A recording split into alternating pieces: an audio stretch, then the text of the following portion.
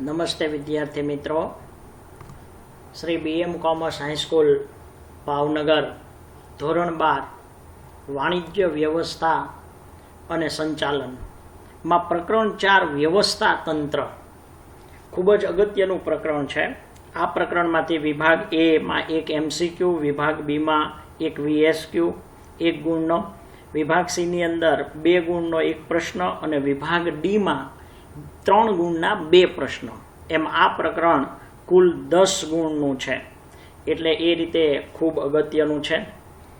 મિત્રો, સંચાલનનું આયોજન ગમે તેટલું સારું હોય, પરંતુ જ્યાં સુધી તેનો અમલ ન થાય ત્યાં સુધી એ ફક્ત કાગળ ઉપરની એક કલ્પના જ ગણાય, કારણ કે એનો અમલ થતો નથી. ફક્ત કાગળ ઉપર હોય, આયોજન ગમે એટલું સારું કર્યું હોય.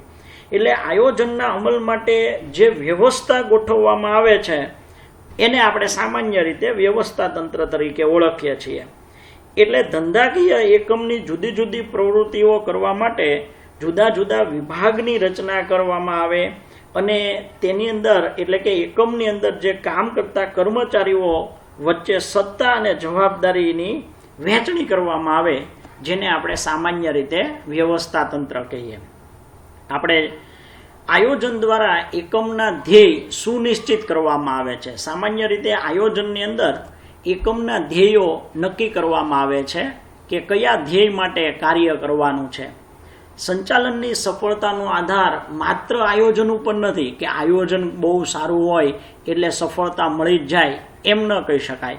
એટલે સફળતાનો આધાર ફક્ત આયોજન ઉપર રહેલો નથી, પરંતુ આયોજનને જો અસરકારક એનો અમલ થાય, આયોજન થયો હોય એનો અસરકારક અમલ જરૂરી છે.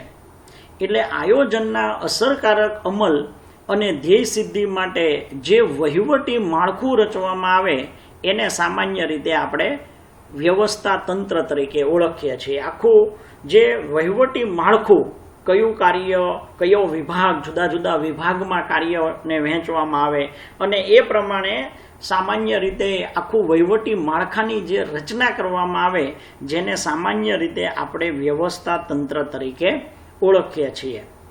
જ્યારે સમાન ધ્યેયની સિદ્ધિ માટે એક કરતાં વધારે વ્યક્તિઓ કામ કરતા હોય ત્યારે એકમમાં અસરકારક વ્યવસ્થા તંત્રની જરૂરિયાત રહે છે. એટલે એક સરખા ધ્યેય માટે જ્યારે એક કરતાં વધારે વ્યક્તિઓ એકમની અંદર કામ કરતા હોય અને એ દરેક કામ અસરકારક રીતે થાય, એટલા માટે સામાન્ય રીતે વ્યવસ્થા તંત્રની જરૂરિયાત રહે છે. આપણને ખ્યાલ છે કે આપણું શાળા, તમે માનો કે શાળામાં અભ્યાસ કરો છો તો શાળાનો ધ્યેય છે કે વિદ્યાર્થીઓ સારામાં સારું શિક્ષણ મેળવે, સાથે સાથે શિક્ષણ ઉપરાંતની શૈક્ષણિક પ્રવૃત્તિઓની અંદર પણ, અભ્યાસક પ્રવૃત્તિઓમાં પણ વિદ્યાર્થી આગળ વધે એ માટેનું આયોજન કરવું. તો સમાન ધ્યેય માટે સામાન્ય રીતે એ એકમમાં જે પણ વિભાગો હોય, જે કાર્ય કરતા હોય, એ સમાન ધ્યેય માટે કાર્ય કરે છે. એટલે એકમની ધ્યેય સિદ્ધિ અને કાર્યની સફળતાનો આધાર એકમના કર્મચારી વચ્ચે કાર્યની સ્પષ્ટ વહેંચણી, એક તો કાર્યની સ્પષ્ટ વહેંચણી, સત્તા અને જવાબદારીનું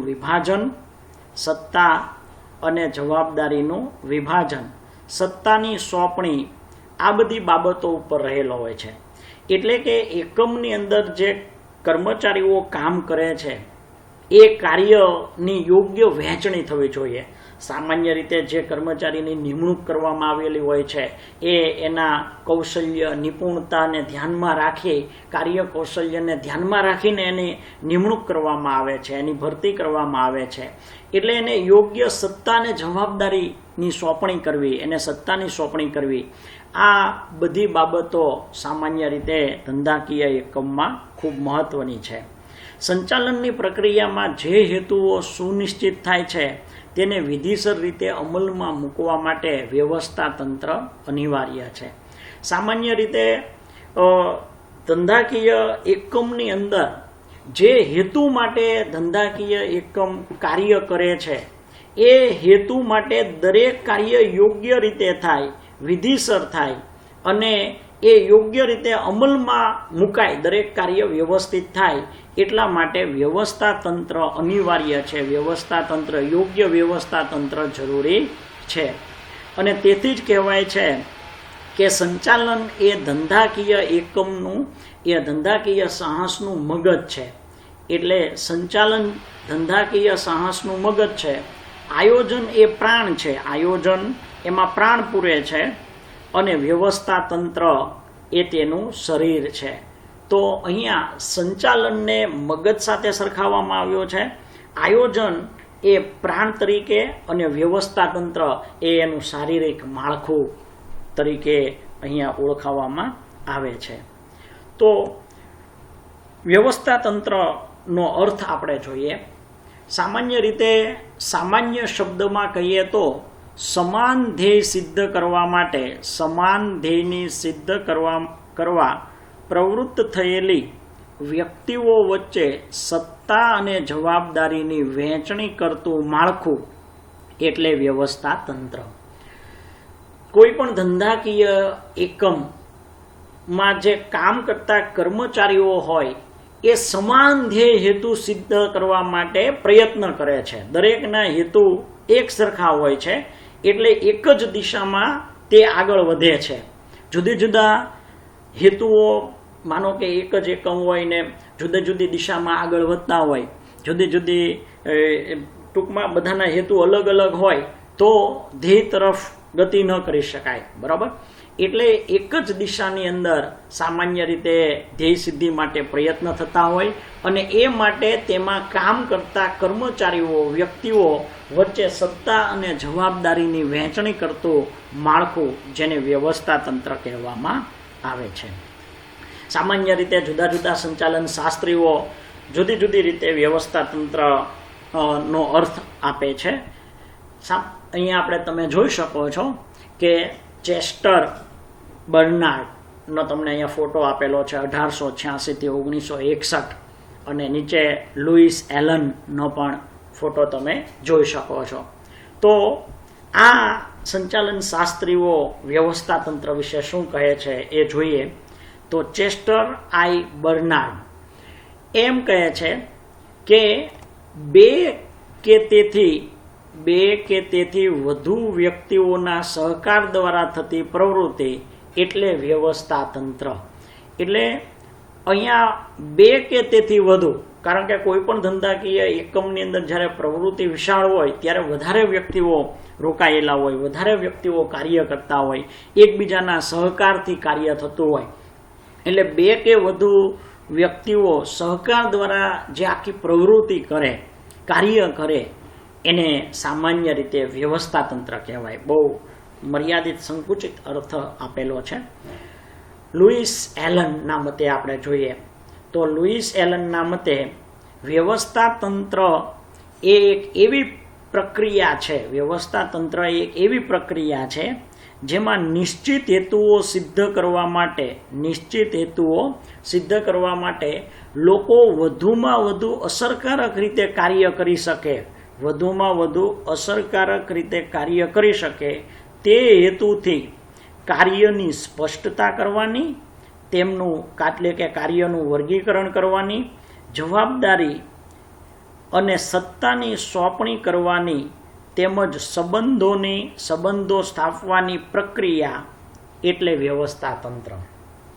મિત્રો, કોઈ પણ ધંધાકીય એકમની અંદર વ્યવસ્થા તંત્ર ખૂબ અગત્યની બાબત છે. એટલા માટે કે નિશ્ચિત હેતુ સિદ્ધ કરવા માટે જે ધંધાકીય એકમની અંદર જે કર્મચારીઓ કામ કરે છે, અહીંયા એને લોકો તરીકે, આ વ્યાખ્યામાં શું કીધું છે, લોકો તરીકે અહીંયા શબ્દ વાપર્યો છે. એ ધંધાકીય એકમમાં કામ કરતા કર્મચારીઓ માટે વધુમાં વધુ અસરકારક રીતે, એટલે સારામાં સારી રીતે કાર્ય કરી શકે.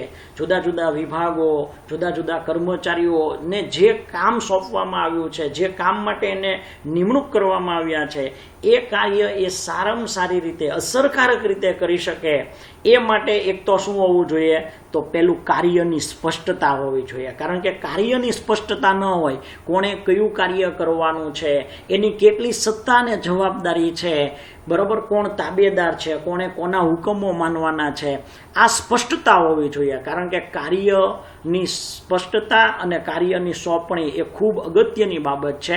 એટલે કાર્યની સ્પષ્ટતા, કાર્યનું યોગ્ય વર્ગીકરણ કે કયા કાર્ય કોણે કરવાના છે, કયા કાર્ય માટે સામાન્ય રીતે ટેકનિકલ કાર્ય, અન્ય ક્લિયરિકલ કાર્ય, એ કાર્યનું યોગ્ય વર્ગીકરણ અને એ કાર્ય માટે યોગ્ય જવાબદારી સોંપવી કર્મચારીને, એને સત્તા સોંપવી, સત્તાની સાથે સાથે સત્તા અને જવાબદારીની સોંપણી કરવી અને સંબંધો સ્થાપવા એટલે કયા કોણ અધિકારી છે, કોણ એના તાબેદારો છે, કોને કોના હુકમોનું પાલન કરવાનું છે, કોને કોના હુકમો માનવાના છે, આ સ્પષ્ટતા હોવી જોઈએ. બરાબર. એટલે હોદ્દાઓ જે એકમની અંદર આપવામાં આવે છે જુદા જુદા, એ એક પ્રકારના સંબંધોની સ્થાપના કરે છે. એટલે સંબંધો સ્થાપવાની પ્રક્રિયા એને સામાન્ય રીતે વ્યવસ્થા તંત્ર તરીકે ઓળખવામાં આવે છે. એટલે લુઈસ એલને વ્યવસ્થા તંત્રની જે વ્યાખ્યા આપી એ વધારે ઊંડાણપૂર્વકની છે. આપણે વ્યવસ્થા તંત્રનો ખ્યાલ જોઈએ. અહીંયા તમે જોઈ શકો છો, એક ચિત્ર આપેલું છે, ઓર્ગેનાઇઝ વ્યવસ્થા તંત્ર. એની અંદર તમે જુઓ જુદી જુદી પ્રકારના તમને કસ્ટમર્સ, બરાબર, ગોલ, પછી અહીંયા એડવાઇસ છે, અહીંયા ટ્રેનિંગ છે, મોટિવેશન, સક્સેસ, આ બધું જરૂરી છે એકમની અંદર, આ બધું જરૂરી છે. સમગ્ર વહીવટ તથા સંચાલન પ્રક્રિયાને અસરકારક બનાવવા માટે કાર્યક્ષમ વ્યવસ્થા તંત્ર હોવું અનિવાર્ય છે. એટલે મિત્રો, કાર્યક્ષમ વ્યવસ્થા તંત્ર જરૂરી છે કોઈ પણ ધંધાકીય એકમમાં. સંચાલનની મોટાભાગની મુશ્કેલીઓ બિનકાર્યક્ષમ વ્યવસ્થા તંત્રમાંથી ઉદ્ભવે છે. એટલે બિનકાર્યક્ષમ વ્યવસ્થા તંત્રને કારણે ઘણી બધી મુશ્કેલીઓ સર્જાતી હોય છે. તેના કારણે ધંધાકીય એકમ નિશ્ચિત સમયમાં ધ્યેય સિદ્ધ કરી શકતું નથી. એક તો સામાન્ય રીતે વ્યવસ્થા તંત્રની અંદર ખામી હોવાને કારણે ચોક્કસ ધ્યેયો યોગ્ય સમયે સિદ્ધ ન થાય, અને તેથી જ જો ધંધાકીય એકમ પાસે યોગ્ય અને અસરકારક વ્યવસ્થા તંત્ર હોય તો સાધનોના ઇષ્ટતમ ઉપયોગ દ્વારા સમય, શક્તિ અને નાણાંની બચત કરી અને એકમની પ્રવૃત્તિઓ વચ્ચે વિસંગતતાઓ દૂર કરી શકાય છે, નિવારી શકાય છે. એટલે સામાન્ય રીતે ધંધાકીય એકમની અંદર અસરકારક વ્યવસ્થા તંત્ર જરૂરી છે. કારણ કે વ્યવસ્થા તંત્ર જો બિનકાર્યક્ષમ હશે તો ઘણા બધા પ્રશ્ન એકમની અંદર સર્જાશે. કયા કાર્ય કોણ કરશે, કયા વિભાગમાં કયા કાર્ય કરવાના છે, એકની એક પ્રવૃત્તિઓ બેવડાશે, આવી ઘણી બધી મુશ્કેલીઓ સર્જાશે ફક્ત વ્યવસ્થા તંત્રના ખામીને કારણે. એટલે અસરકારક વ્યવસ્થા તંત્ર એ જરૂરી છે, તો જ નિશ્ચિત સમયની અંદર ધ્યેય પ્રાપ્ત કરી શકાય. નહીતર ચોક્કસ સમયની અંદર એકમ ધ્યેય સિદ્ધ કરી શકશે નહીં. એટલે અસરકારક વ્યવસ્થા તંત્ર જો હોય તો એ સાધનોનો ઇષ્ટતમ ઉપયોગ કરી શકે. પછી એ સાધનો મૃત સાધનો હોય કે જીવંત સાધનો, કર્મચારીઓ હોય, એની જે કર્મચારીઓની ક્ષમતા છે, જે એની આગળ જે સાધનો છે, મૃત સાધનો છે, એનો શ્રેષ્ઠ ઉપયોગ કરવા માટે અસરકારક વ્યવસ્થા તંત્ર જરૂરી છે. અને એના દ્વારા જ્યારે કર્મચારીઓનો પૂરો ઉપયોગ કરી અને એના દ્વારા મૃત સાધનોનો શ્રેષ્ઠ ઉપયોગ કરી અને વ્યવસ્થા તંત્ર જો અસરકારક રીતે વ્યવસ્થા તંત્રની રચના કરવામાં આવી હોય તો કાર્ય યોગ્ય સમયે વ્યવસ્થિત રીતે થાય, સમય, શક્તિ અને નાણાંની બચત થાય અને એકમની પ્રવૃત્તિઓ વચ્ચે વિસંગતતાઓ દૂર થાય. એટલે કે દરેક પ્રવૃત્તિ એકદમ સરળતાથી ચાલે. દરેક કાર્ય એકમની અંદર જે જુદા જુદા અનેક પ્રકારના કાર્ય થતા હોય એ કાર્ય એકદમ સરળતાથી કાર્ય થાય એમાં કોઈ કાર્ય બેવડાય નહીં, કાર્ય ગૂંચવાય નહીં. દરેક પ્રવૃત્તિ પછી ઉત્પાદન કરતું એકમ હોય તો એ ઉત્પાદનને લગતા તમામ કાર્ય અને વેચાણને લગતા કાર્ય પણ વ્યવસ્થિત રીતે ચાલે, કારણ કે દરેક વિભાગની વ્યવસ્થિત રચના થઈ હોય, દરેક એકમના હેડને કાર્ય સોંપવામાં આવેલા હોય એટલે કાર્ય વ્યવસ્થિત થાય. વ્યવસ્થા તંત્રનો ખ્યાલ મૂળભૂત રીતે સમૂહ સાથે સંકળાયેલો છે. એટલે વ્યવસ્થા તંત્ર એટલે એકલા અટુલા માટે વ્યવસ્થા તંત્રની જરૂર જ નથી. જ્યારે ખાવ નાની પ્રવૃત્તિઓ 1-2 વ્યક્તિ જ કામ કરતા હોય ત્યારે કાંઈ મોટા વ્યવસ્થા તંત્રની જરૂર નથી. જેમ પ્રવૃત્તિ વિશાળ, જેમ એમાં કામ કરતા કર્મચારીઓ વધુ હોય અને કાર્ય વિશાળ હોય ત્યારે વ્યવસ્થા તંત્રની રચના ખૂબ સારી રીતે કરવી જરૂરી છે. એટલે ધ્યાન રાખવું પડે વ્યવસ્થા તંત્રની રચના. એટલે સમૂહ સાથે સંકળાયેલી છે. એક કરતા વધુ વ્યક્તિઓ સામૂહિક રીતે કાર્ય કરે ત્યારે તેના કાર્યને અસરકારક રીતે પાર પાડવા માટે જે માળખું રચવામાં આવે એને વ્યવસ્થા તંત્ર સામાન્ય રીતે કહેવામાં આવે. વ્યવસ્થા તંત્ર કે એને પ્રબંધ તરીકે પણ ઓળખવામાં આવે છે. એટલે જ્યારે એક કરતાં વધુ વ્યક્તિઓ સમૂહમાં કાર્ય કરે છે, દરેક એક દિશામાં કાર્ય કરે છે, દરેકની પ્રવૃત્તિનું ધ્યેય એક સમાન છે, સમાન ધ્યેય માટે કાર્ય કરે છે અને તેના કાર્યને અસરકારક રીતે પાર પાડવા માટે જે માળખું રચવામાં આવે છે, જે આખા માળખાની રચના કરવામાં આવે છે. તમે સમજી શકો છો મિત્રો કે અહીંયા માળખું એટલે જુદા જુદા વિભાગો, જુદા જુદા હોદ્દાઓ પ્રમાણે આખી રચના કરવામાં આવે છે જેથી કરીને દરેક કાર્ય વ્યવસ્થિત થાય. એ વ્યવસ્થા તંત્ર છે જેને પ્રબંધ તરીકે પણ ઓળખવામાં આવે છે. સામાન્ય રીતે વ્યક્તિઓ વચ્ચેના સંબંધ સ્થાપિત કરવાનું કાર્ય કરવામાં આવે છે. એટલે વ્યક્તિઓ વચ્ચેના સંબંધ સ્થાપિત કરવાનું કાર્ય એટલે સામાન્ય રીતે આપણને ખ્યાલ છે કે જુદા જુદા એકમની અંદર જુદા જુદા હોદ્દાઓ આપવામાં આવે છે, બરાબર છે. એટલે આ હોદ્દાઓ જે આપવામાં આવે છે એ હોદ્દાઓ દ્વારા પણ આ સંબંધ સ્થાપિત થાય છે. કોણ અધિકારી છે, કોને કોના હુકમો માનવાના છે, કોને કોના હુકમોનું પાલન કરવાનું છે, કોને હુકમો આપવાના છે, આ સામાન્ય રીતે એને બધા સંબંધો સ્થાપિત કરવાનું કાર્ય કરવામાં આવે છે.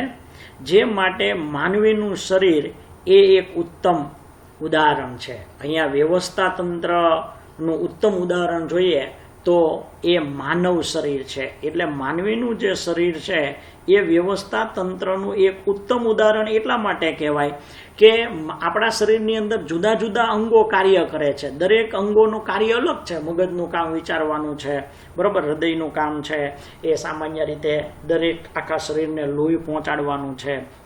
એવી રીતે સામાન્ય રીતે દરેક અંગોના કાર્ય જુદા જુદા છે, પણ એ બધા જ અંગો એકબીજા સાથે સંકળાયેલા છે. ભલે એના કાર્ય જુદા જુદા હોય, દરેક અંગો જુદા જુદા અંગો અલગ અલગ કાર્ય કરે છે, પરંતુ એ એકબીજા સાથે સંકળાયેલા છે, એકબીજા સાથે સંકલિત થયેલા હોય છે, એકબીજા સાથે જોડાયેલા હોય છે અને ત્યારે આપણું આખું શરીર વ્યવસ્થિત રીતે કાર્ય કરે છે. એટલે આ રીતે ધંધાકીય એકમની અંદર પણ જે એકમ સ્થાપવામાં આવે છે એનું વ્યવસ્થા તંત્રની અંદર પણ જુદા જુદા વિભાગની રચના કરવામાં આવે, જુદા જુદા અધિકારીઓની નિમણૂક કરવામાં આવે. દરેક વિભાગ અલગ અલગ કાર્ય કરે પણ એ બધા એકબીજા સાથે સંકળાયેલા હોય છે, સંકલિત હોય છે, એકબીજા ઉપર આધારિત હોય છે. એકબીજા વિભાગો છે એ સંકલિત થઈ અને કાર્ય કરે છે, એ માટે એ ધ્યેય સિદ્ધિ તરફ આગળ વધી શકે છે. તો આપણે વ્યવસ્થા તંત્રની લાક્ષણિકતાઓનો અભ્યાસ કરીએ. વ્યવસ્થા તંત્રની લાક્ષણિકતાઓ, તો લાક્ષણિકતાઓ જોઈએ આપણે વ્યવસ્થા તંત્રની. તો લાક્ષણિકતાની અંદર પહેલી લાક્ષણિકતા છે ધ્યેયલક્ષી પ્રવૃત્તિ. ધ્યેયલક્ષી પ્રવૃત્તિ છે. સામાન્ય રીતે ધંધાકીય એકમના ધ્યેયની સિદ્ધિ માટે વ્યવસ્થા તંત્રની રચના કરવામાં આવે છે. કારણ કે કોઈ પણ ધંધાકીય એકમ ધ્યેય સિદ્ધિ માટે કાર્ય કરે છે. ધંધાકીય એકમના મુખ્ય અને ગૌણ ધ્યેયો હોય છે, એ બધી તમે 11મા ધોરણમાં તમે અભ્યાસ કર્યા. તો વ્યવસ્થાતંત્રની રચના ધ્યેય સિદ્ધિ માટે કરવામાં આવે છે. એકમમાં તેના મુખ્ય ધ્યેય ઉપરાંત વિભાગીય ધ્યેયની પણ રચના કરવામાં આવે છે. કારણ કે ધંધાકીય એકમની અંદર જુદા જુદા વિભાગો કાર્ય કરતા હોય, જુદા જુદા સામાન્ય રીતે વિભાગ પ્રમાણે કામ કરે, તો દરેક વિભાગ પોતાના ધ્યેય નક્કી કરશે અને એ ધ્યેય સારામાં સારી રીતે શ્રેષ્ઠ રીતે પ્રાપ્ત થાય એ પ્રયત્ન કરશે. અને એટલા માટે મુખ્ય ધ્યેય ઉપરાંત વિભાગીય ધ્યેય પણ રચના કરવામાં આવે છે. આ ઉપરાંત કર્મચારીના વ્યક્તિગત હેતુઓ પણ હોય છે. આમ એકમના હેતુઓ, વિભાગીય હેતુઓ અને કર્મચારીઓના હેતુઓનું એક રેખિક સંકલન કરતું માળખું એ વ્યવસ્થાતંત્ર છે. કોઈ પણ ધંધાકીય એકમમાં કામ કરતા કર્મચારીના વ્યક્તિગત હેતુઓ પણ હોય. હવે વ્યક્તિગત હેતુઓ એટલે કેવા હેતુઓ? માનો કે કર્મચારીઓને સારો પગાર મળવો જોઈએ એવી એની ઈચ્છા હોય, એને જે કામ કરે છે ત્યાં વાતાવરણ યોગ્ય હોવું જોઈએ, કામ કરવા માટે જે કાંઈ સાધનો હોય એ સાધનો પૂરતા પ્રમાણમાં એને મળવા જોઈએ, બરાબર છે. આ એના વ્યક્તિગત હેતુઓ છે. એને બધી સુવિધાઓ મળે, સમયાંતરે એને બઢતી મળે, એનું કોઈ કાર્ય સારું થાય તો એની કદર થાય, આ બધા વ્યક્તિગત હેતુઓ છે. એકમના હેતુઓ એટલે એકમની ધ્યેય પ્રાપ્તિ થાય, એકમની પ્રતિષ્ઠા વધે, એકમની માલિકીનું સંપત્તિ સર્જન, માલિકીનું કલ્યાણ થાય અને સંપત્તિનું મહત્તમીકરણ થાય.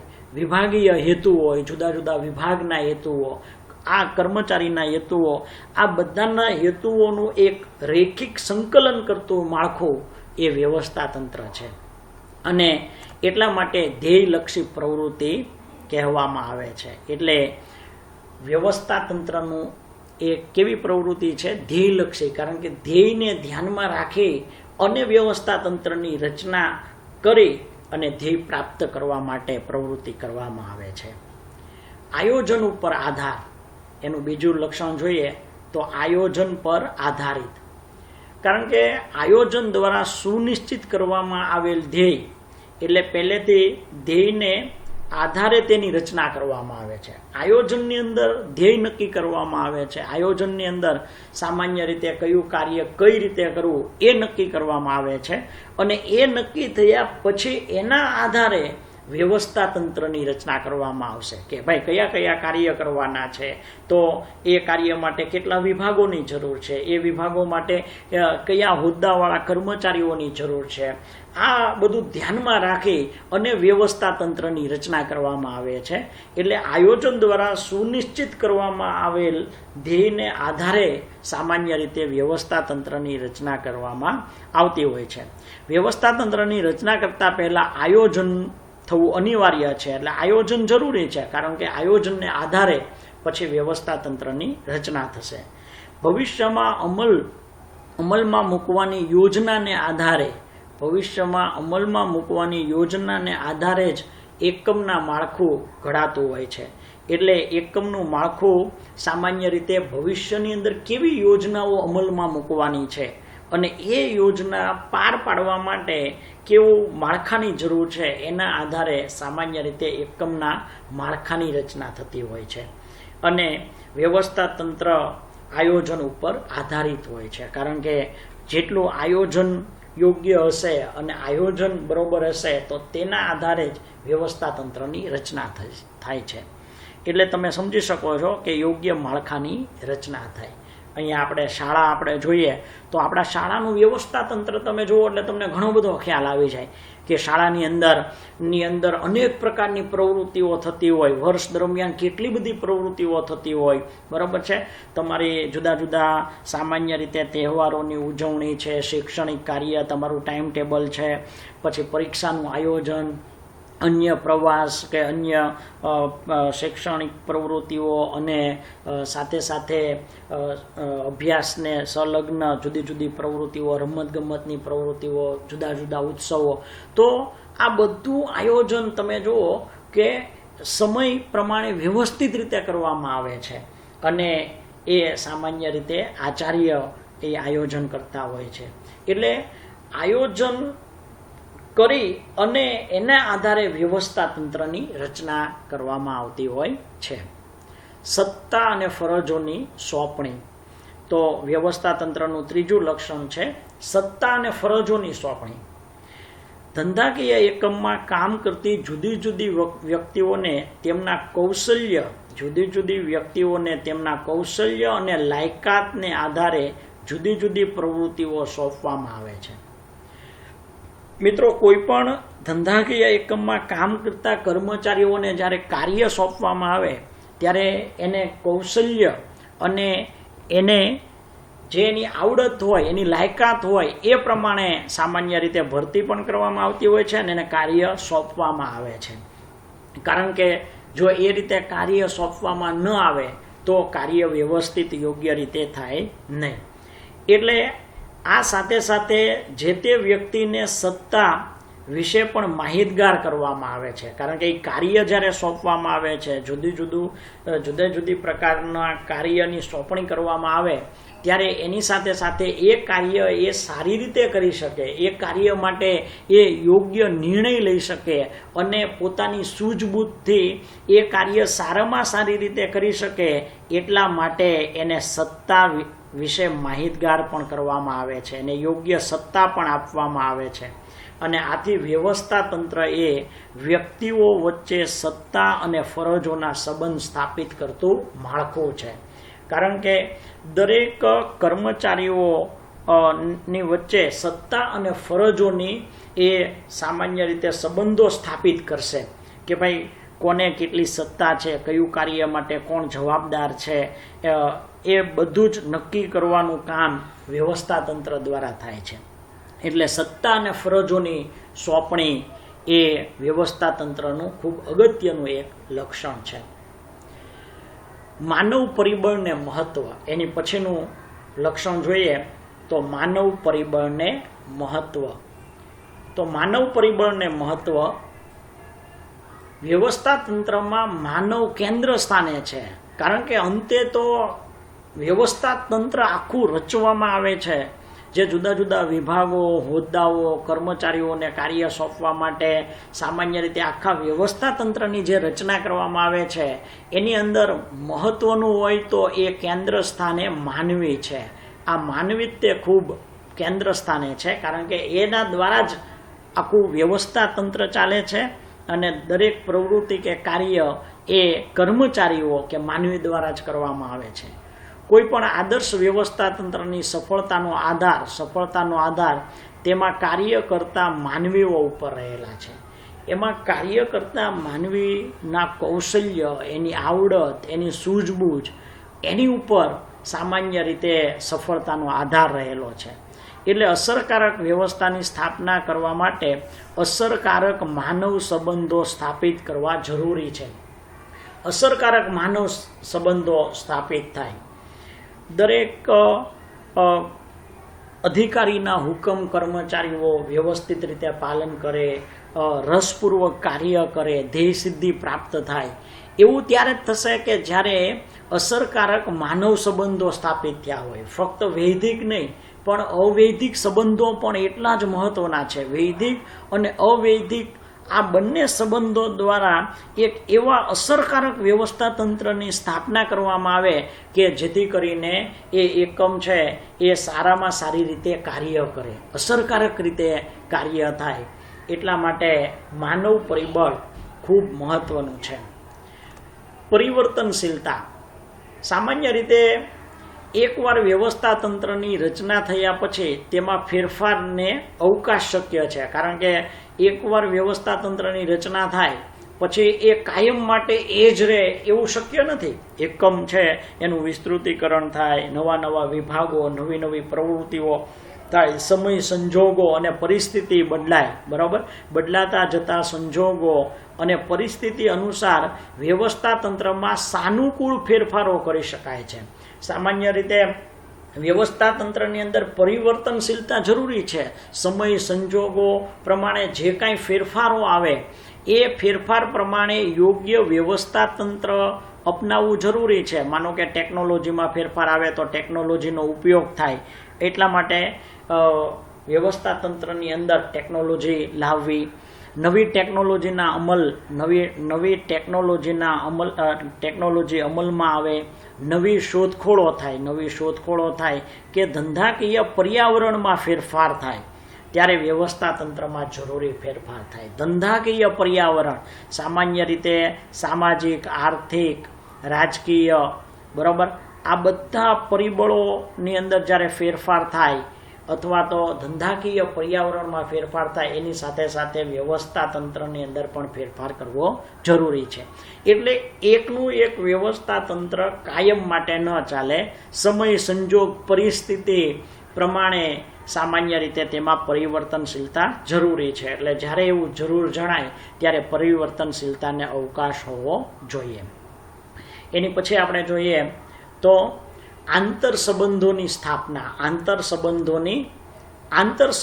સ્થાપના. વ્યવસ્થા તંત્રમાં કાર્ય, હોદ્દાઓ કે વિભાગ વચ્ચે આંતર સંબંધોની સ્થાપના કરે છે. એટલે વ્યવસ્થા તંત્ર શું કરે છે? જુદા જુદા કાર્ય કરવા માટે જુદા જુદા હોદ્દાઓ હોય છે, જુદા જુદા કાર્યો હોય છે, બરાબર. આપણે જોયું હતું કે ઉચ્ચ સપાટીએ સંચાલનનું કાર્ય થતું હોય, મેનેજમેન્ટનું કાર્ય વધારે થતું હોય, મધ્ય સપાટીએ બધા જુદા જુદા અધિકારીઓ છે એ ઉચ્ચ સપાટીએથી આવેલા હુકમોનું તળ સપાટી દ્વારા સામાન્ય રીતે અમલીકરણ કરાવે છે. એટલે તળ સપાટીએ ઉત્પાદનલક્ષી કાર્ય વધારે થતું હોય. એટલે કહેવાનો મતલબ એ છે કે કાર્ય, હોદ્દાઓ અને વિભાગો જુદા જુદા કાર્ય પ્રમાણે એકમની અંદર કયા કાર્ય કરવાના છે, જુદા જુદા કેવા પ્રકારના કાર્ય કરવાના છે, એ પ્રમાણે એમાં વિભાગો પાડવામાં આવતા હોય છે. એટલે કાર્ય, હોદ્દાઓ કે વિભાગો વચ્ચેના સંબંધોની સ્થાપના કરવામાં આવે છે. એટલે કયા અધિકારીઓ છે, કયા વિભાગમાં કયા કર્મચારીઓ કામ કરશે અને કયું કાર્ય કરવાનું છે, આ બધા આંતર સંબંધોની સ્થાપના, એની સ્પષ્ટતા વ્યવસ્થા તંત્રની અંદર હોય છે, કરવામાં આવે છે. એટલે એક કાર્યના બીજા કાર્ય સાથેના, બીજા કાર્ય સાથેના તેમજ એક વિભાગના બીજા વિભાગ સાથેના સંબંધોની સ્પષ્ટતા કરે છે.